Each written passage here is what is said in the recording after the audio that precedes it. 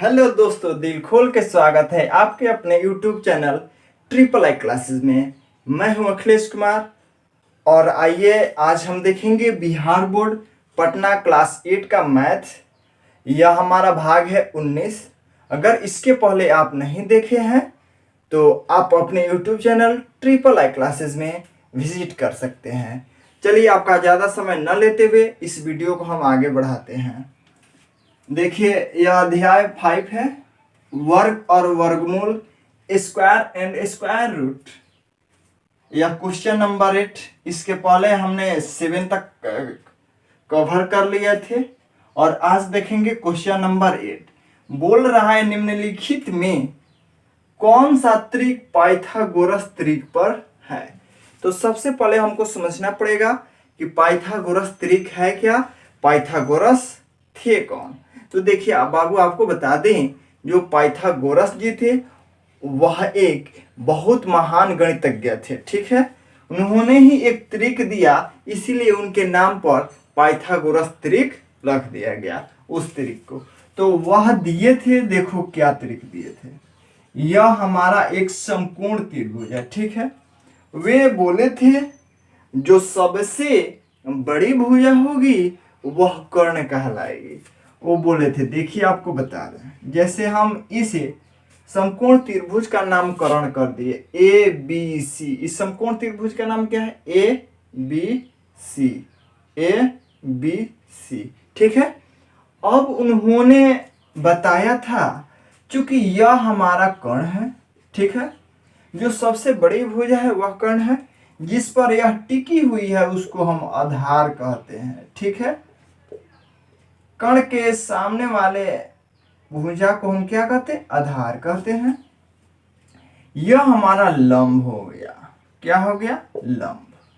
तो उन्होंने बताया था, पाइथागोरस जी थे, वह एक प्रिंसिपल दिए थे, एक नियम दिए थे। उनका नियम था यह, कर्ण स्क्वायर बराबर लंब स्क्वायर जोड़ आधार स्क्वायर। ठीक है, पाइथागोरस जी यही नियम दिए थे। क्या दिए थे, कर्ण का स्क्वायर यानी ए और सी, इसका जितना स्क्वायर करोगे ना, उसका ए और बी स्क्वायर करने के बाद बी और सी स्क्वायर करके जोड़ोगे तो इसके बराबर आएगा। यह कौन नियम दिए थे, पाइथागोरस जी। तो आइए हम इसी त्रिक पर देखेंगे कि कौन सा इसमें नियम पाइथागोरस त्रिक पर है और कौन सा नहीं। बस यही नियम फॉलो करेंगे, फटाफट क्वेश्चन बन जाएगा। देखिए इधर स्क्वायर है, ऐसे भी आप हल कर सकते हैं। अगर ऐसे हल नहीं करना चाहते हैं तो इधर स्क्वायर है, इधर कर्ण रख दीजिए और उधर भेज दीजिएगा तो रूट हो जाएगा। और यह लंब स्क्वायर है तो लंब स्क्वायर, प्लस है तो प्लस, आधार है तो आधार स्क्वायर। ठीक है, ऐसे भी आप हल करेंगे तो भी इतना ही इसका जितना मान आएगा उतना ही इसका भी मान आएगा। आइए हम देखते हैं कुछ क्वेश्चन को हल करके। तो सबसे पहले क्वेश्चन नंबर 1 क्या कह रहा है, 1 2 3 बताइए यह जो दिया गया है पाइथागोरस त्रिक पर है या नहीं। आइए हम जांच करते हैं। तो सबसे पहले हम फिगर बनाएंगे, इसका नामकरण करेंगे और इसमें आप देख के बताइएगा इसमें कि सबसे ज्यादा मान किसका है। सबसे ज्यादा इसमें किसका मान है, कर्ण। कर्ण का नाम क्या है, ए और सी। तो इसमें सबसे ज्यादा मान किसका है, 3। सबसे ज्यादा क्या है, 3। तो यहाँ पर हम 3 भरेंगे चूंकि सबसे ज्यादा कर्ण का मान होता है। उसके बाद आ जाता है 2, यहाँ पर 1 भर देंगे। नहीं समझ में आया। अब देखिए इसको हम जांच करेंगे यह पाइथागोरस त्रिक पर है कि नहीं। यहाँ पर लिखना चाहते हैं तो लिख सकते हैं। 1 नंबर में क्या जी दिया है, क्या दिया है, कर्ण। कर्ण क्या है, ए और सी। कर्ण ए और कर्ण ए सी है ना। तो ए सी का मान कितना दिया है, 3। और लंब, लंब क्या है बताओ, बी ए बी। लंब क्या है, ए बी। तो ए बी का मान 1 और आधार क्या है, आधार, आधार हमारा BC है तो BC कितना दिया है 2, तो यहाँ पर 2 रख सकते हैं। ठीक है, उसके बाद यह हमको जांच करना है पाइथागोरस त्रिक पर है या नहीं। आइए देख लेते हैं पाइथागोरस जी का त्रिक क्या था। उन्होंने दिया था कर्ण के स्क्वायर बराबर लंब स्क्वायर कर दीजिए और आधार के स्क्वायर कर दीजिए। अगर यह दोनों बराबर हो जाते हैं तो हमारा क्या हो जाएगा, पाइथागोरस त्रिक पर है। अगर दोनों बराबर नहीं होता है पाइथागोरस त्रिक पर नहीं है। कर्ण इसमें क्या है बाबू, देखो फटाफट बताओ तो 3, तो 3 का स्क्वायर बराबर है तो बराबर, लंब क्या है 1, तो 1 का स्क्वायर, प्लस है तो प्लस, आधार क्या है 2, तो 2 के स्क्वायर करोगे। अब फटाफट करो, 3 3 का 9, 3 का स्क्वायर 9 करोगे, प्लस बराबर है तो बराबर, 1 का स्क्वायर 1, अब प्लस 2 का स्क्वायर करोगे 4। ठीक है, समझ में आया। अब देखते हैं आगे, इधर 9 है तो 9 लिखेंगे, अब बराबर 1 और 4 5, क्या यह दोनों बराबर दिखाई दे रहा है, देख कर फटाफट बताइए, क्या 9 और 5 बराबर है, बिल्कुल नहीं, इसलिए यह बराबर नहीं है का चिन्ह है, यहां पर लिख देंगे, इसलिए यह पाइथागोरस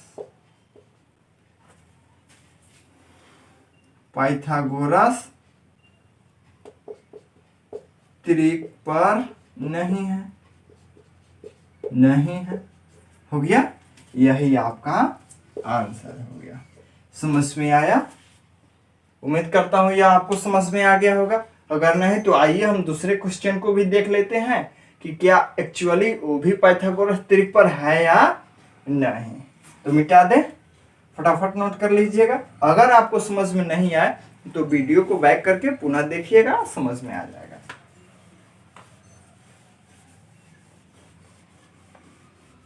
देखिए अब इसके आगे हम देखते हैं क्या है।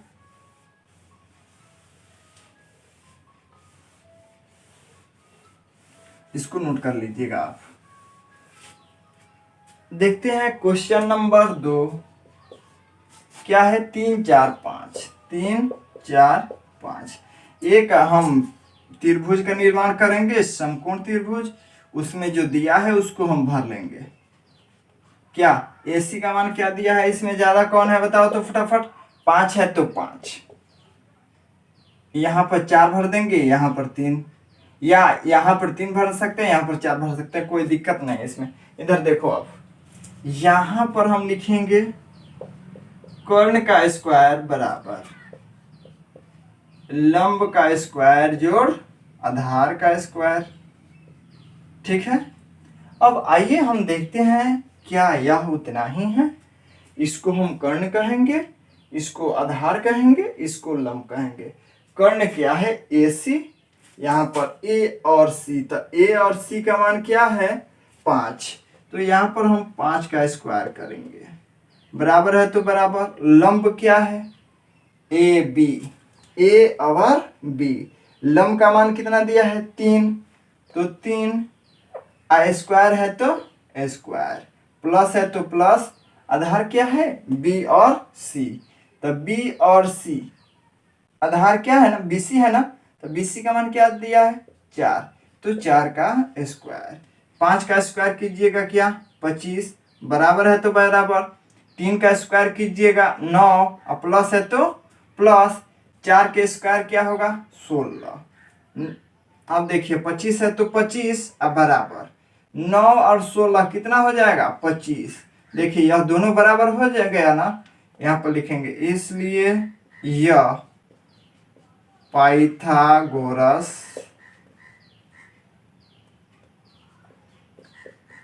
त्रिक पर है।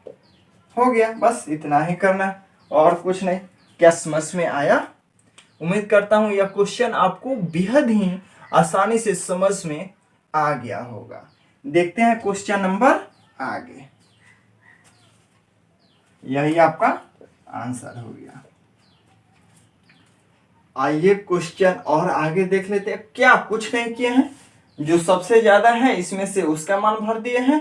उसके बाद यह जो 3 और 4 है कहीं पर भी भर सकते हो, यहाँ पर 3 रख सकते हो, यहाँ पर 4 रख सकते हो, नहीं तो यहाँ पर 4 रख सकते हो, यहाँ पर 3 रख सकते हो, ठीक है। उसके बाद यह आपका फॉर्मूला हो गया, ठीक है, यह फॉर्मूला हो गया, यही पाइथागोरस त्रिक है। तो कर्ण क्या है, कर्ण AC है, AC का मान 5 है तो 5 रख दिए। और लंब क्या है, लंब A और B है, AB का मान क्या 3 तो 3 रख दिए, स्क्वायर है तो पहले स्क्वायर, प्लस है तो प्लस रख दिए। आधार का स्क्वायर बोल रहा है, आधार क्या है BC, तो BC का मान क्या दिया है 4 तो 4 का स्क्वायर, 5 का स्क्वायर 25 हो जाएगा, बराबर है तो बराबर, 3 का स्क्वायर 9 हो जाएगा, प्लस है तो प्लस, 4 का स्क्वायर 16 हो गया। अब देखिए 25 है तो 25, 16 9 जोड़ दिए 25, यह दोनों बराबर है, अतः यह पाइथागोरस त्रिक पर है। क्या है इसमें, कुछ नहीं। आइए आगे देख लेते हैं और ताकि हमको और अच्छा से समझ में आ जाए।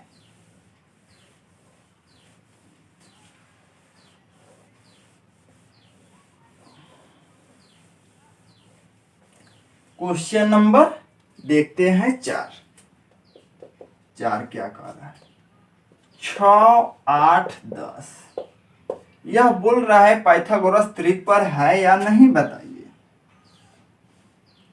हो गया ना, इसका मान A B C, सबसे ज्यादा क्या है A है, इसका मान क्या है बताओ, सबसे ज्यादा इसमें क्या है 10, तो यहां पर हम 10 रखेंगे, कोई दिक्कत। उसके बाद यहां पर क्या रख देंगे 8, यहां पर 6, हो गया। आप इसके बाद बना सकते हैं, देखिए सबसे पहले लिखेंगे दिया है, क्या जी दिया है। कर्ण, कर्ण क्या दिया है, कर्ण AC, तो AC का मान कितना दिया है 10, तो 10 रख देंगे।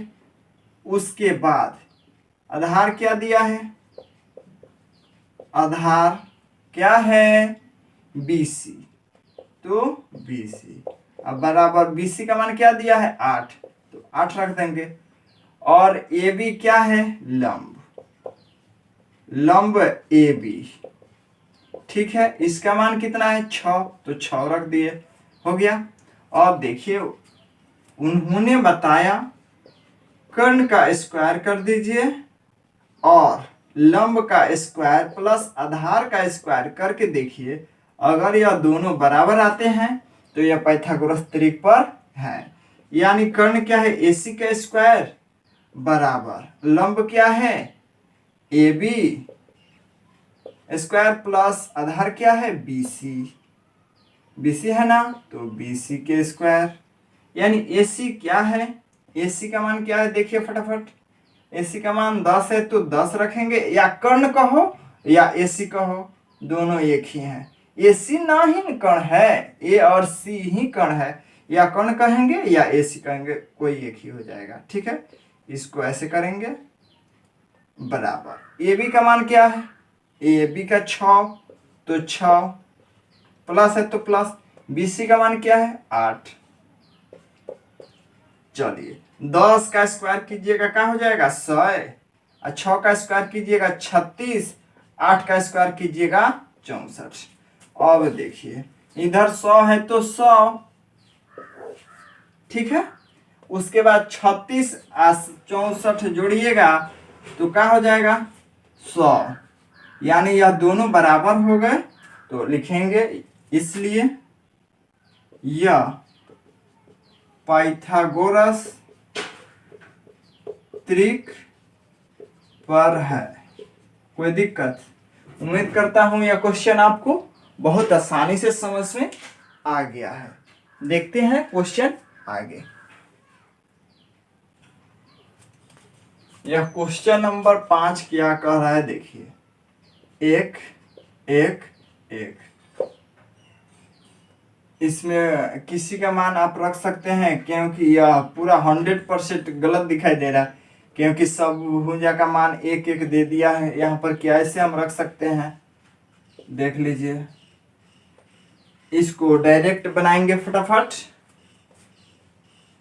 कर्ण का स्क्वायर बराबर लंब का स्क्वायर जोड़ आधार का स्क्वायर। ठीक है, कर्ण क्या है, कोई सब जब बराबर है तो एक का स्क्वायर करेंगे, बराबर लंब है एक का तो एक, सब चूंकि एक एक है तो एक एक, एक का वर्ग एक, एक का वर्ग एक, एक का वर्ग एक, एक है और बराबर दो। क्या यह दोनों बराबर है? अगर बराबर नहीं है तो लिख देंगे, इसलिए यह पाइथागोरस त्रिक पर नहीं है। क्यों नहीं है? क्योंकि यह बराबर नहीं है। समझ में आया? अगर यह वीडियो आपको दिल को छुआ हो तो एक लाइक कीजिएगा और हाँ, अपने दोस्तों के साथ शेयर कर दीजिएगा। देखते हैं आगे क्वेश्चन नंबर 6।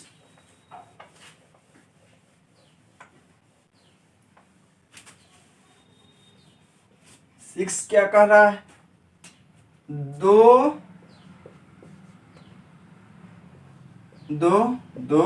और 3।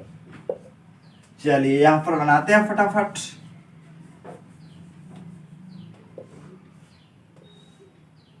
ठीक है, ए बी सी, सबसे ज्यादा मान इसमें क्या है? 3 है, तो यहाँ पर 3 रख देंगे, यहाँ पर 2 रख देंगे। चूंकि पाइथागोरस त्रिक कह क्या रहा है? कर्ण का स्क्वायर बोल रहा है बराबर लंब का स्क्वायर जोड़ आधार का स्क्वायर, यही ना बताया गया है। तो इसमें कर्ण क्या है? कर्ण ए और सी है। कर्ण ए और कर्ण क्या है? एसी है। एसी है ना कर्ण एसी। देखो यहां से यहां तक, तो इसका मान क्या है? 3। तो 3 का स्क्वायर बराबर है तो बराबर लंब, लंब ए और बी है, लंब ए बी है। क्या है जी? लंब ए बी। तो ए बी का मान क्या? 2। तो 2 का स्क्वायर प्लस है तो प्लस, आधार क्या है? देखिए यहाँ पर बी सी है तो 2, इसका मान 2, यानी 3 का स्क्वायर 9, 2 का स्क्वायर कीजिएगा 4। स्क्वायर नहीं जानते हैं? जिसका स्क्वायर पूछेगा, देखिए जिसका स्क्वायर आपसे पूछेगा उस संख्या के उसी से गुना कर दीजिएगा। जैसे 16 का स्क्वायर पूछा तो 16 से गुना करेंगे 256। 8 का वर्ग पूछा तो 8 से कर देंगे 64। 9 का पूछा वर्ग तो 9 से गुना कर देंगे 81। बस ऐसे हैं, इसमें कुछ नहीं है। ठीक है, अब देखिए फिर 2 का स्क्वायर पूछ रहा है, उसके बाद देखेंगे यहाँ पर क्या कर रहा है। 2 का स्क्वायर कीजिएगा 4 हो जाएगा, 9 है तो 9 और 4 4 8। क्या यह दोनों बराबर है? नहीं। तो लिखेंगे यह, इसलिए यह पाइथागोरस त्रिक पर नहीं है। ठीक है, समझ में आया? देखते हैं क्वेश्चन लास्ट, क्वेश्चन नंबर 8 का 7 नंबर। ठीक है,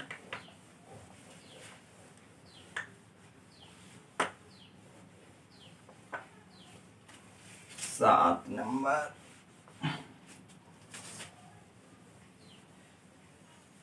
सात नंबर क्या कर रहा है? सबसे पहले 7 नंबर यहां पर लिखेंगे 15, 36, 39। अब यहां पर हम फिगर बनाएंगे, यहां पर 39 रखेंगे, यहां पर 36, यहां पर 15। ठीक है, अब देखिए इसको कैसे हल करेंगे। तो इसको हल करने के लिए भी हमको बताया गया है, चूंकि सर बताया है कर्ण का स्क्वायर बराबर हो जाएगा लंब का स्क्वायर जोड़ आधार का स्क्वायर। चूंकि यही पाइथागोरस त्रिक है, यही पाइथागोरस जी ने दिया था कि कर्ण का स्क्वायर जितना होगा उतना ही लंब का स्क्वायर और आधार का स्क्वायर करके जोड़ोगे तो होगा। देखिए इसको कैसे करते हैं। सबसे ज्यादा बड़ा है क्या जी? कर्ण। कर्ण का मान क्या है? AC। क्या है 39, तो 39 का स्क्वायर, कोई दिक्कत, बराबर लंब क्या है 15, तो 15 का स्क्वायर, प्लस है तो प्लस, आधार क्या है 36, तो 36 का स्क्वायर। फटाफट बताइए तो क्या होगा। देखिए इसका वर्ग कीजिएगा तो 39 में 39 से गुना कर रहिएगा तो इसका आएगा 15 21, आप करके देख सकते हैं। ठीक है, इसको हम मिटा देते हैं। इसका 15 21 आएगा और इसमें 15 में 15 से गुना कीजिएगा तो 225 आ जाएगा, 225।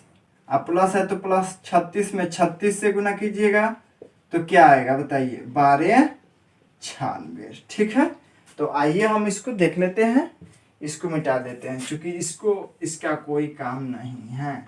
अब इसके बाद हम क्या करेंगे, इधर 15 21 है तो 15 21 रख देंगे, इधर इसको जोड़ेंगे 5, यहाँ पर 5 है, यहाँ पर 6 है, 6 5 11 के 1, यहाँ पर 2 है, यहाँ पर 9, 9 2 11, 1 12 के 2, हाथ में 1, यहाँ पर 2 है, यहाँ पर भी 2 है, 2 2 4 और 1 5, 2 है तो नहीं, 1 है तो 1, 15 21 आ गया।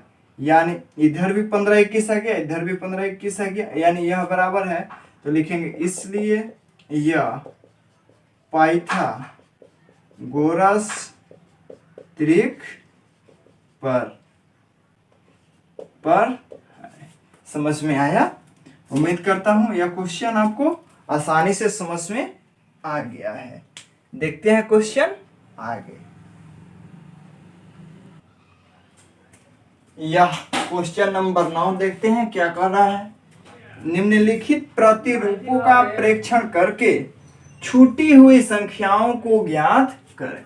यह बोल रहा है, आपके सामने क्वेश्चन है, बोल रहा है इसको ध्यान से देखने के बाद, इसकी जानकारी इकट्ठा करने के बाद इसका आपको परीक्षण करना है। उसके बाद यहाँ पर जो खाली स्थान दिया गया है इसको भर देना है, कोई दिक्कत नहीं है। आइए हम देखते हैं कि वहां पर कौन सी संख्या सही सही रखा जा सकता है। देखिए यहाँ पे 1 के बाद बाबू क्या आता है, आप बताएंगे फटाफट। 2 आता है, 2 के बाद क्या आता है 3, तो वैसे यहाँ पर देखेंगे 3 के बाद 4 आया है, 4 के बाद 5, 5 के बाद 6, तो यहाँ पर क्रम वाइज बढ़ा है। उसके बाद देखेंगे क्या है, 1 हटा दिया है, 2 के बाद 3 आ गया है, 3 के बाद 4 आ गया है, तो 4 के बाद बाबू बताइए कि क्या हो सकता है। 4 के बाद 5 हो सकता है कि नहीं, हाँ 5 हो सकता है। देखते हैं कि 5 के बाद 6 है कि नहीं है, तो 5 के बाद तो 6 है ही, कोई दिक्कत, तो 7 है। ठीक है, तो वहां पर हम क्या भर देंगे, क्या भर देंगे फटाफट बताइए। हाँ यहां पर हम बिल्कुल आप सही बता रहे हैं 5 भर सकते हैं। अब आगे देखते हैं, यहाँ पर 2 है, तो 2 कहां से हुआ है जरा हम देखेंगे। 2 में 1 से गुना करेंगे क्या हो जाएगा बाबू, 2 हो जाएगा। अगर 2 में 1 से गुना कीजिएगा क्या हो जाएगा 2, 3 में 2 से गुना कीजिएगा 6, 4 में 3 से गुना कर रहा है तो 12 हो रहा है। ठीक है, यहाँ पर क्या होगा, तो यहाँ पर 5 है, यहाँ पर 4 है, ध्यान से देखिएगा, यहाँ पर क्या है 5, यहाँ पर 4, तो 5 में 4 से अगर हम गुना कर देते हैं तो हमारे सामने 20 होगा। क्या होगा 20 का स्क्वायर हो जाएगा। ठीक है, यहाँ पर 5 है, यहाँ पर 6 है, तो 5 में 6 से गुना करेंगे तो 6 5 30, यहाँ पर क्या भर देंगे 30। समझ में आ रहा है तो ही आप बोलिएगा। यहाँ पर 7 है, यहाँ पर 6 है, तो 7 में 6 से गुना करते हैं तो हमारे साथ क्या आ जाता है 42, यानी 42 आ जाता है। ठीक है, अब देखते हैं आगे क्या होगा। तो यहाँ पर हम गौर करेंगे, 2 है तो 1 बढ़ा देना है अपने मन से 3, 6 है तो 1 बढ़ा देंगे 7, 12 है तो 1 बढ़ा देंगे 13, 20 है तो 1 बढ़ा देंगे 21, तो यहाँ 32 है तो 1 बढ़ा देंगे 31। यानी सब में एक एक बढ़ा रहे हैं तो आगे वाला रिजल्ट हमारे सामने आ जाता है। यहाँ पर 42 है, 42 है ना, तो एक बढ़ाएंगे तो क्या हो जाएगा 43, क्या 43 हो जाएगा। उम्मीद करता हूं यह क्वेश्चन आसानी से आपको समझ में आ गया है। देखते हैं क्वेश्चन 10। यहां पर देखेंगे क्वेश्चन नंबर 10 बोल रहा है विषम संख्याओं के क्रमिक घटाव की क्रिया द्वारा निम्नलिखित संख्याओं की जांच करें कि कौन सी संख्या पूर्ण वर्ग संख्या है। कोई दिक्कत नहीं है, यह पूछ रहा है, क्वेश्चन कुछ दिया गया है, पूछ रहा है कि इसको क्रमिक घटाव के द्वारा, वो भी विषम संख्या के क्रमिक घटाव द्वारा, यह आपको पता करना है कि यह पूर्ण वर्ग संख्या है या नहीं। आइए देखते हैं। सबसे पहले हम जानेंगे विषम संख्या क्या है। विषम संख्या तो वैसी संख्या जिसमें 2 से पूरा भाग न लगे, विषम संख्या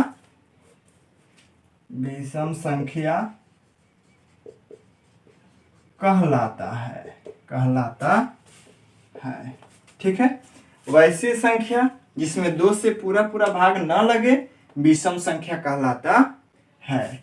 अब देखिए बोल रहा है क्रमिक घटाव के द्वारा यह जांच करना है। क्रमिक का मतलब होता है लगातार। क्रमिक का मतलब क्या होता है लगातार। जैसे हम क्लास 8 तक ले अभी पढ़े हैं तो 1 का मतलब 2, 1 के बाद 2, 2 के बाद 3, 3 के बाद 4, 4 के बाद 5, 5 के बाद 6, तब तो यहां तक हम लोग आए हैं 8 तक। ठीक है, तो यह क्रमिक का मतलब होता है लगातार। आइए देखते हैं इसको कैसे क्या होगा। ठीक है, तो यहाँ पर क्वेश्चन बोल रहा है कि विषम संख्याओं के क्रमिक घटाव द्वारा जांच करना है कि यह पूर्ण वर्ग संख्या है या नहीं। 81 है, 81 में सबसे छोटी विषम संख्या क्या है बताइए फटाफट। सबसे छोटी विषम संख्या क्या है? तो सबसे छोटी विषम संख्या 1 है। क्या है 1 को घटाएंगे तो क्या हो जाएगा 80। यह विषम संख्या के लगातार घटाव के द्वारा बताना है। तो अब इसको लिखेंगे यहाँ पर 80 लिख लिए। अब 80 में 1 घटाए थे, 1 के बाद कौन विषम संख्या आता है 2 आता है।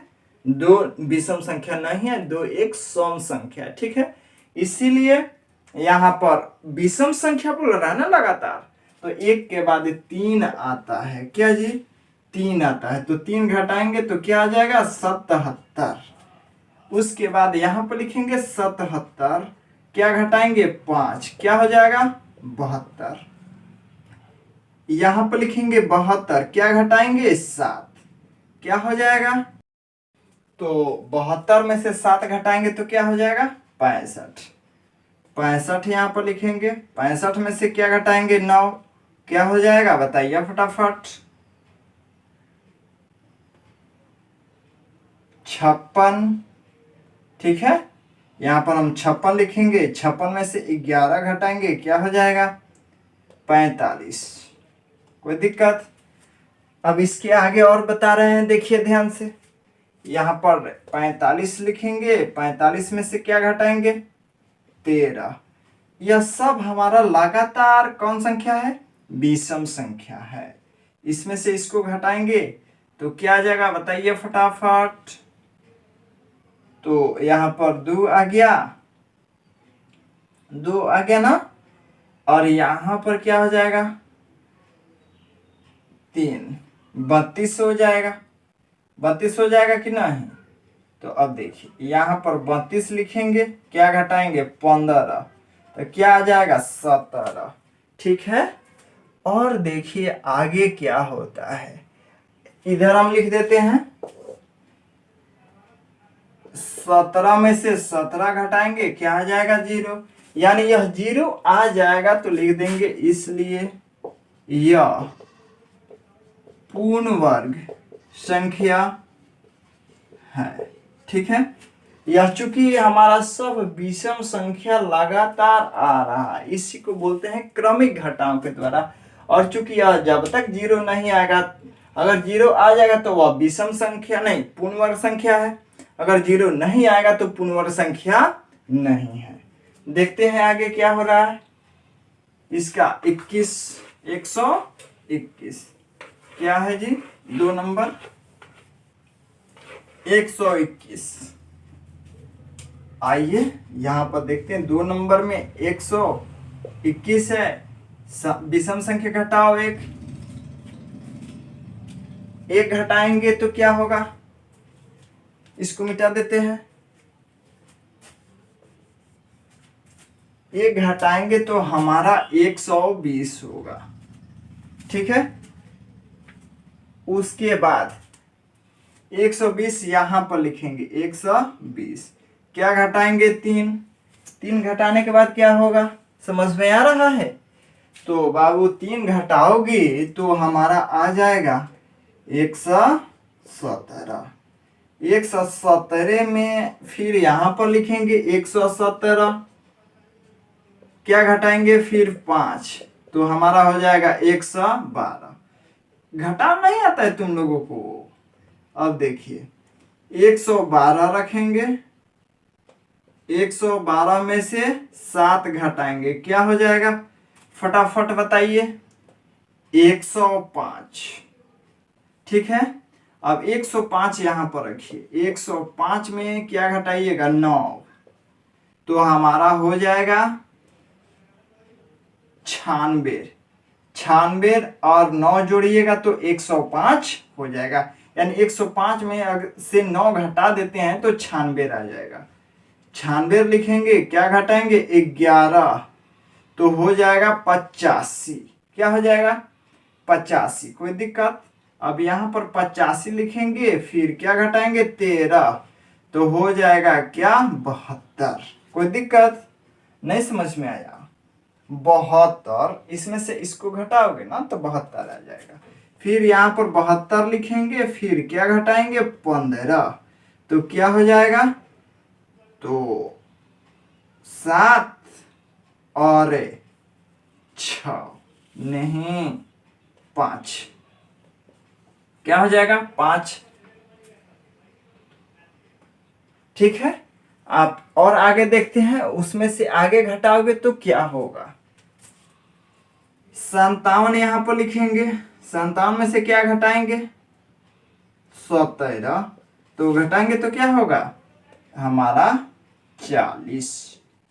40 यहां पर लिखेंगे, 40 में से क्या घटाएंगे 19, क्या हो जाएगा फटाफट बताओ। तो तुम लोग घटाओ भी नहीं आता है, मेरे भरोसे बैठते हो तुम लोग, बताओ इसमें से इसको घटाओगे तो 1 हो जाएगा, 3 में से 1 गया 2। ठीक है, अब यहां पर देखते हैं 21 में से क्या घटाएंगे 21 बराबर, यानी देखो यह भी 21 में से 21 घट गया, यहाँ पर 21 इधर लिखेंगे और 19 के बाद 21 आएगा ना, तो 21 घटाएंगे तो 0 हो गया, तो लिख देंगे यह भी 0 हो गया, तो लिखेंगे इसलिए यह पूर्ण वर्ग संख्या है। क्यों है बाबू, क्योंकि इसका मान यहाँ पर घटाने के बाद 0 आ गया, अगर 0 नहीं आता तो वह पूर्ण वर्ग संख्या नहीं होता। आइए आगे हम देखते हैं, यही आपका इसका आंसर हो गया। देखिए आगे क्या है।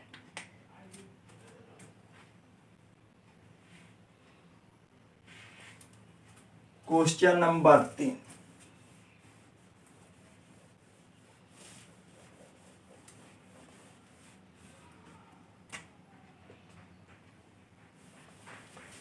क्वेश्चन 3 में क्या है 144,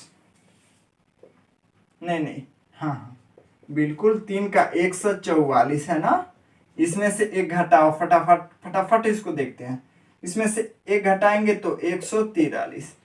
ऐसे क्वेश्चन तो आप लोग बना लेना चाहिए, लेकिन हम क्या बताएं तुम लोगों को, एक एक क्वेश्चन मेरे को बताना पड़ रहा है। क्या ऐसे आप नहीं बना सकते? अगर ऐसे हल कर सकते हैं तो डायरेक्ट हम आगे बढ़ेंगे। इसमें से इसको घटाएंगे तो क्या होगा 143। 143 यहाँ पर लिखेंगे और 3 घटाएंगे क्या, तो 140। 140 यहाँ पर रखेंगे, 5 घटाएंगे तो 135 हो गया।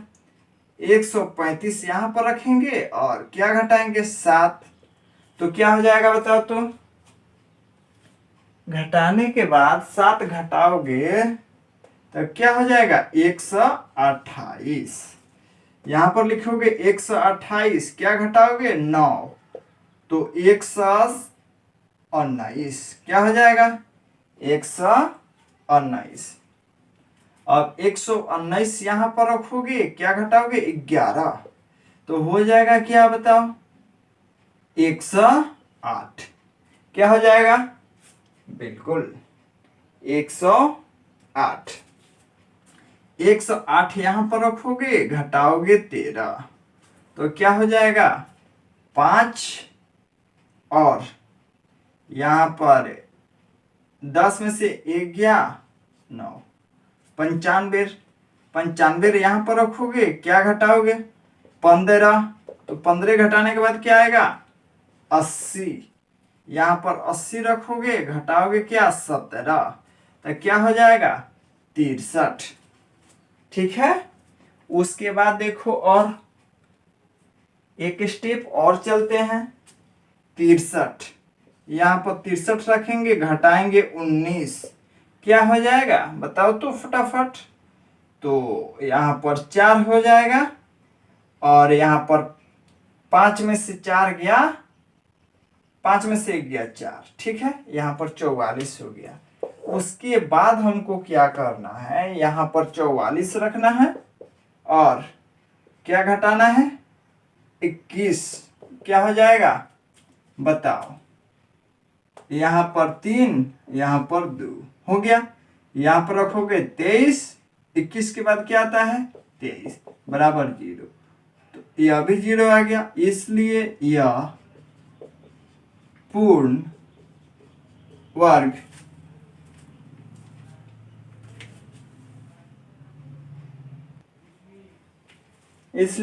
पूर्ण वर्ग संख्या है। कोई दिक्कत? बस हो गया।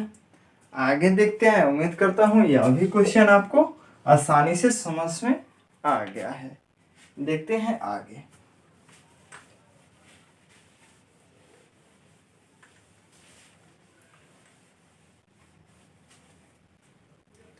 क्वेश्चन है 4 नंबर में 36। 36 में से 1 घटाएंगे, क्या होगा 35। 35 यहां पर लिखेंगे, 1 के बाद क्या आता है विषम संख्या 3, 3 घटाएंगे 32। 32 यहां पर रखेंगे, तो 3 के बाद क्या आता है 5, घटाएंगे क्या होगा 27, ठीक है। अब यहां पर लिखेंगे 27। 27 में से 7 घटाएंगे तो हमारा 20 हो गया। अब 20 यहां पर लिखेंगे, ठीक है। ऐसी क्रम के अनुसार, इसका मतलब क्या, क्रम यह बोल रहा है विषम संख्याओं के क्रम में है। उम्मीद करता हूं यह आज का सेशन आपको दिल को भाया होगा, बहुत अच्छा लगा होगा। इसलिए आपसे काफी रिक्वेस्ट है कि इस चैनल पर पहली बार आए हैं तो इस चैनल को सब्सक्राइब कर ले तथा आपके पास बेल आइकन दिख रहा है उसको प्रेस कर ले, ताकि कोई भी इंपॉर्टेंट वीडियो आपसे मिस ना हो। और हाँ, अगर हमारी मेहनत आपको पसंद आया होगा तो एक लाइक कीजिएगा और एक प्यारा सा कमेंट करके हमें बताइएगा, ठीक है। Thank you. जय हिंद। मिलते हैं अगले वीडियो में। Thank you.